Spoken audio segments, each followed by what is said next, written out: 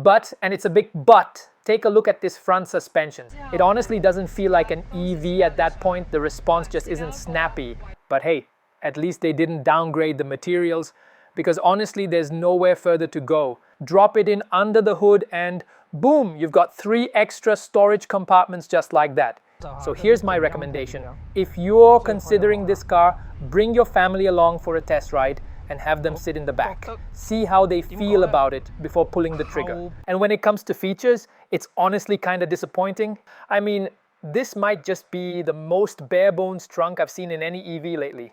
Still, kind of disappointing, right? It's one of those truth but not the whole truth moments. Now here's something kind of sneaky about the back seats. They've actually added seat heating, but you'd never know just by looking. There's no visible switch anywhere back here. Honestly, this might be the only feature in the entire car that actually beats the G9. We can also expect the international version of the G6 to drop in price accordingly.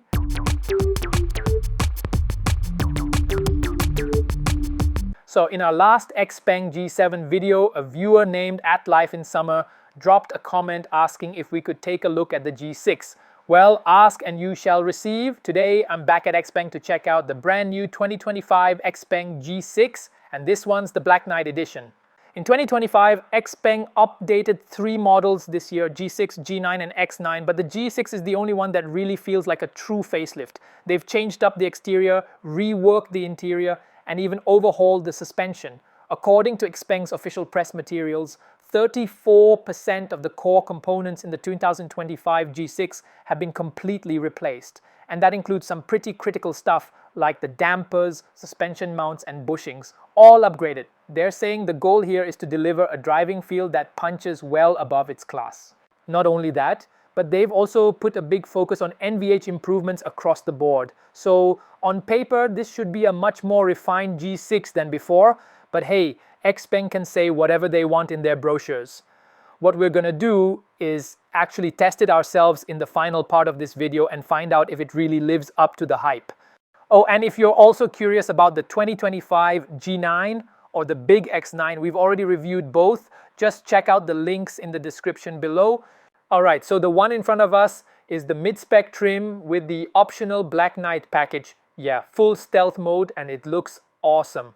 Up front, Xpeng fixed what I think was one of the weirdest styling decisions from before. Remember those 2 disjointed DRLs that looked like little mustaches? Yeah, they're gone. Now it's one clean, continuous light bar across the nose, and it looks way better. The turn signals are now integrated into each end of that light bar, and the logo's been moved up onto the hood, which honestly just makes more sense. Like the G9 and X9, Xpeng's ditched LiDAR from the lower headlights and replaced them with clean plastic panels since they've now gone fully visual with their autonomous driving tech. From the side, the 2025 G6 doesn't look that different from the original 2022 model, aside from the little blue light on the mirrors that shows when driver assistance is active. Now, let's talk tires. Because this one has the Black Knight package, it's rocking Michelin Pilot Sport EV tires, 250/545 R20. If you don't spec the package, you'll get 18-inch Maxxis Waltz MS2s 235/60 R18 across the board. Of course, the Michelins are the premium option with better road noise reduction, but we'll dive into the NVH performance of the stock Maxxis tires during the test drive later on.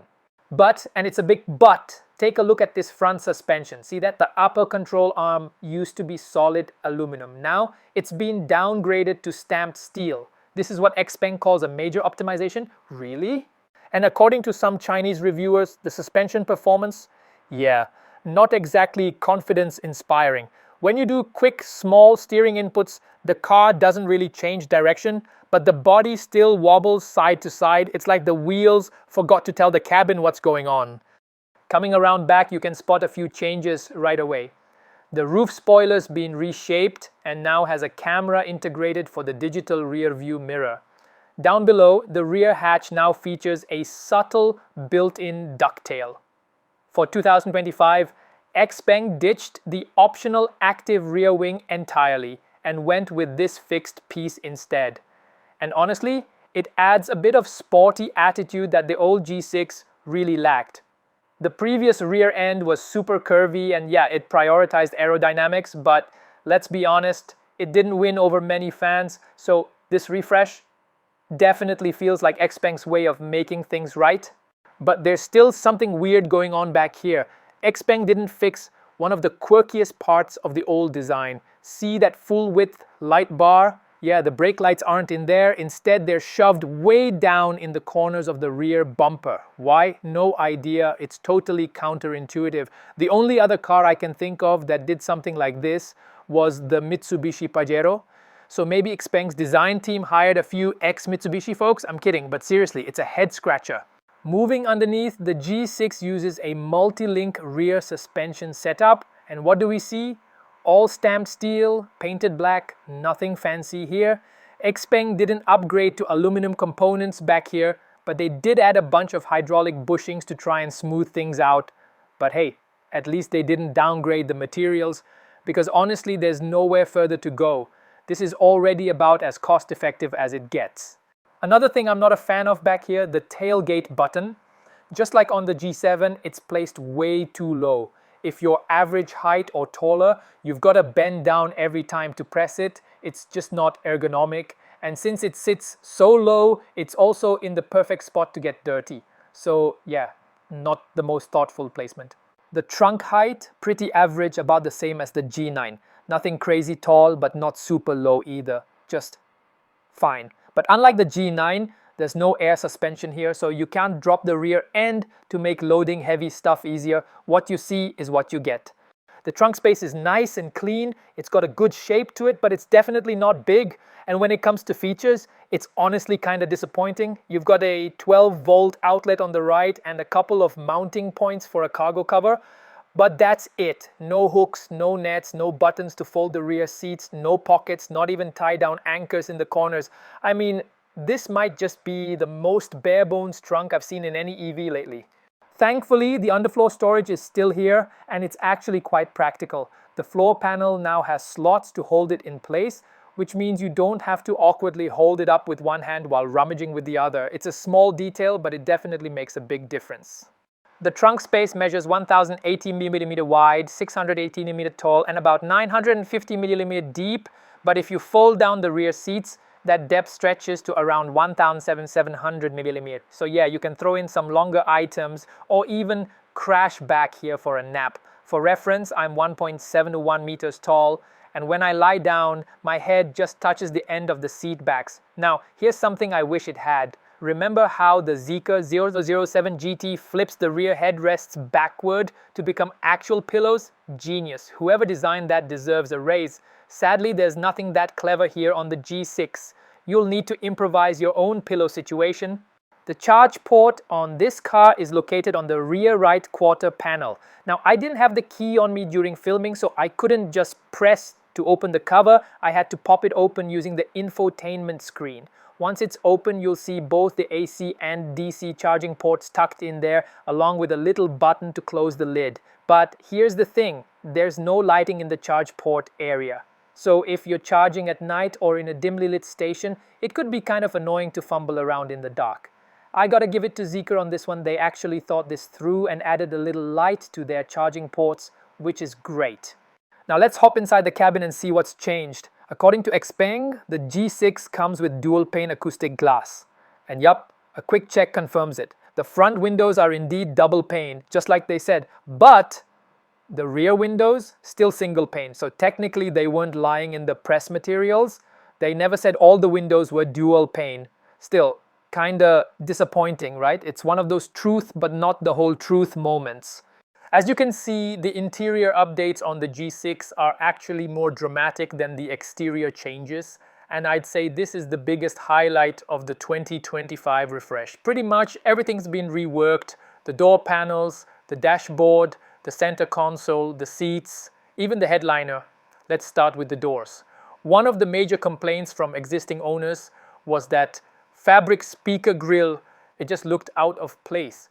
That's now been replaced with perforated leather in a pixel design, integrated seamlessly into the armrest area. It looks a whole lot more cohesive now. They've also added a subtle curved ambient light strip with a soft diffuse glow. So overall, the doors no longer feel cheap. They've actually got a proper premium vibe going on here. The mechanical emergency door release is still right where you can easily see and reach it, which is great to see. It's one of those little details that makes a big difference when you need it. The changes inside the cabin are honestly so dramatic. If I didn't tell you this was a facelifted G6, you might think it's a totally different car. Let's start with the air vents. Xpeng got a lot of feedback on the old power adjusted vents. Folks were like, if they're not hidden, why make them motorized? So they ditched the electric adjustment altogether. The driver display, it's no longer embedded. Now it follows the same floating design you'll see in the G7 and G9. The center screen got a complete redesign too. Gone is that trapezoidal shape. Now it's a clean rectangular 15.6-inch display, up from 15 inches. The dash also gets some nice ambient lighting and wood trim, and those cheap-looking fabric accents from before, gone. Altogether, this interior now feels way more upscale. Xpeng upgraded the brain behind the screen too. This thing's now running on the Snapdragon 8295 chip, and you can feel it. The whole system is super snappy. No lag, no waiting, just smooth swiping and instant responses. It's one of those upgrades you don't see, but you definitely notice. Glad to see Xpeng kept the dual 50-watt wireless chargers, still one of the most practical features, but now they look way more refined. Gone is that cheap black plastic slab from the old model. Same goes for the cup holders, completely redesigned. They're now opened up in the middle, so if you've got a bigger bottle, it actually fits. The old G6, those isolated cup holders were just way too tight, and when you're not using them for drinks, this space works nicely as a little catch-all for small items. The center console, still the same. And yeah, still no interior light in there. Kinda annoying when you're digging around at night. No changes down here under the center console. You still get a 12V outlet and a USB-C port, but for some reason, Xpeng insists on keeping a USB-A port too. Another solid upgrade, Xpeng finally gave the interior rearview mirror the digital treatment.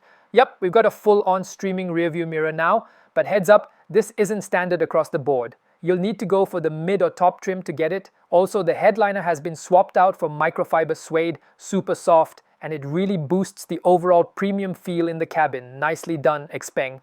Now the seats, they've been redesigned, but not necessarily for the better. Xpeng ditched that brushed metal accent on top of the backrest. And honestly, it leaves the whole seat looking kinda plain and uninspired. I'm not a fan of that change, and it gets worse. The materials took a hit too. They've gone from soft, supple Nappa leather to synthetic leather, and yeah, you can feel the downgrade. It's firmer, less premium, and honestly not even close to what you get in the G7, G9, or even the P7 Plus. Sure, they added a massage function to the front seats, which sounds great, but the reality, the massage is weak, nowhere near the strength or quality you get in the G9. Now here's the thing, storage space just didn't get any love in this facelift. Still no frunk, no glove box, and no sunglasses holder. Honestly, I could live without a frunk or a sunglasses compartment, but no glove box? Come on, that's just weird. I mean, some cars ditch the glove box to make room for fancy stuff like a queen-style passenger seat that folds into the dash, but that's not the case here. The G6's passenger seat is super basic, and there's no reclining rear lounge seat either. So, where did all that space go? It's kind of a head-scratcher. But hey, you know what? Nothing can stop clever Xpeng owners. Some aftermarket vendors have already come up with a frunk solution for the G6. Yep, you can actually buy a custom-fit frunk tub, drop it in under the hood, and boom, you've got 3 extra storage compartments just like that. And if you're worried about water getting in, just grab a weather sealing strip online and slap it around the edge. Problem solved. Alright, enough about that. Let's back inside the car. And one feature I really think should have made the cut still isn't here. There's no head-up display. Yeah, well, kind of a bummer. Headroom in the G6 is honestly fantastic. I cranked the seat all the way up and still had about 10 centimeters of clearance above my head, dropped the seat to its lowest position, and you've got over 20 centimeters of space. So unless you're an NBA center, you're gonna be just fine in here. Alright, let's hop into the back and see what's changed. The rear door panel now matches the front, and honestly, it looks way better than before, but I've got to rant again about this. Why is the emergency mechanical door release still hidden behind this tiny cover? You have to pop it open and reach inside to pull a little lever. Come on, Xpeng, this is a safety feature, not a place to cut costs. Other than the upgraded door panels, not much has changed in the rear cabin. Well, 2 small things. They removed the little metal accent from the top of the seat backs, but weirdly added a new metal strip behind the front seats instead. Okay, space-wise, things are pretty solid. With the driver's seat set to my usual driving position, I've got over 20 centimeters of knee room and plenty of space for my feet. I can easily slide them under the front seat to get comfy. Now, the seat cushion itself, it's a bit shorter and lower than what you get in the G9. If you don't stretch your legs forward, your thighs kind of float a bit. Even when I do extend my legs, the cushion still doesn't fully support the back of my thighs. And for reference, I'm 1.71 meters tall, so if you're over 1.8 meters, you might find this seat bottom a little too short. Now here's something kind of sneaky about the back seats. They've actually added seat heating, but you'd never know just by looking. There's no visible switch anywhere back here, like not even a button on the armrest, nothing. So how do you turn it on? You've got to dig into the infotainment system or use the voice assistant. Yeah. For something as simple as seat heating, that feels like a bit much. I mean, how hard is it to just throw a physical button back here? The rear air vents are right behind the center armrest, and below that, check this out. You get 2 USB-C ports. Yep, not one but 2. Honestly, this might be the only feature in the entire car that actually beats the G9. And of course, just as expected, the floor back here is completely flat. Up top, the panoramic glass roof has also been upgraded. It's now triple layered with silver coating. That means way less sunlight coming through, which is a big win for hot summer days. And in terms of headroom, even with the seat back fully upright, I've still got nearly 20 centimeters of clearance above my head. So yeah, no sunshade, not ideal, but honestly, with this setup, it shouldn't turn into an oven either. And if you compare the tint between the tailgate window and the panoramic roof, it's super obvious. The tailgate window lets in way more light. You can literally see how much brighter it is back there, which just shows how effective that triple layer coating on the roof really is. All right, let's talk about the ride quality. And I've got to talk about something that kind of disappointed me. One of the biggest complaints from early G6 owners was the rear seat comfort, so naturally I hopped in the back first to see if things had improved. Unfortunately, not really. When we went over rough pavement, I could actually hear and feel this low-frequency droning noise coming from the trunk area.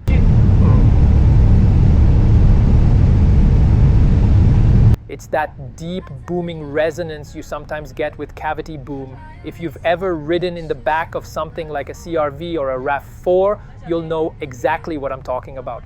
Now, maybe not everyone is sensitive to this kind of low-end frequency, but for me, it was really uncomfortable, like physically unpleasant. So here's my recommendation. If you're considering this car, bring your family along for a test ride and have them sit in the back. See how they feel about it before pulling the trigger.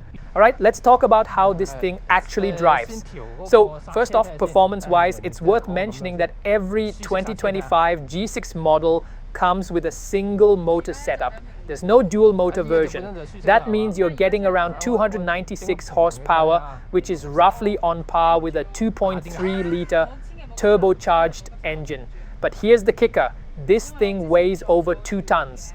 And you can really feel that weight if you leave the power mode in comfort or even normal. It honestly doesn't feel like an EV at that point. The response just isn't snappy. If you're chasing that instant electric punch, you've got to switch into sport mode. But even then, it's not exactly neck snapping unless you really dig into the accelerator, like push the pedal past halfway before it fully wakes up and delivers max power. As for braking, there are 3 settings and I'd stay away from the weakest one. It almost feels like the car isn't slowing down enough, especially in city traffic. I'd recommend keeping it in standard mode at a minimum for a more natural and confident braking feel. Now let's talk suspension. One of the biggest complaints about the older G6 was the bouncy ride, and thankfully that's been dialed back a lot, but it's not perfect. When the car's weight shifts over uneven roads, especially diagonally, you can feel individual corners of the suspension struggling to hold the body steady. There's still noticeable body sway. That said, Xpeng did make improvements. They added a bunch of hydraulic bushings, and you can really feel the difference. When hitting bumps or rough patches, the impact is much softer now. It's not as jarring as the old model. So yeah, comfort has definitely taken a step in the right direction. When the G6 first launched in 2023, it was meant to go head-to-head with the Tesla Model Y, with pricing ranging from RMB 209,900 to RMB 276,900. But things didn't quite go as planned. The styling didn't resonate with most buyers, and early owners weren't happy with the ride quality. Sales eventually tanked to just around 1,000 units a month. Later on, with price cuts, sales recovered and leveled out around 4,000 to 5,000 units per month. And now with this 2025 refresh, the G6 has officially moved down market. Prices now start at RMB 176,800 and top out at just RMB 198,800. That means the highest trim of the new G6 actually costs RMB 11,000 less than the base model of the old one. To get there, Xpeng made a bunch of trade-offs to balance cost and value. They did work hard to improve the ride and interior, but they also cut back on a few things, like switching the front upper control arms from aluminum to stamped steel and replacing the Nappa leather seats with synthetic material. So now the G6 has become the entry-level model in Xpeng's lineup, while the newly launched G7 takes over that mid-range pricing tier. We can also expect the international version of the G6 to drop in price accordingly, and honestly, if you're shopping on a tighter budget, the G6 is still one of the better value options out there. But if ride comfort and cabin quietness really matter to you, it might be worth stretching your budget for the G9. Alright, that's a wrap. If you found this review helpful, don't forget to like, subscribe, and share, and I'll catch you in the next one. Peace.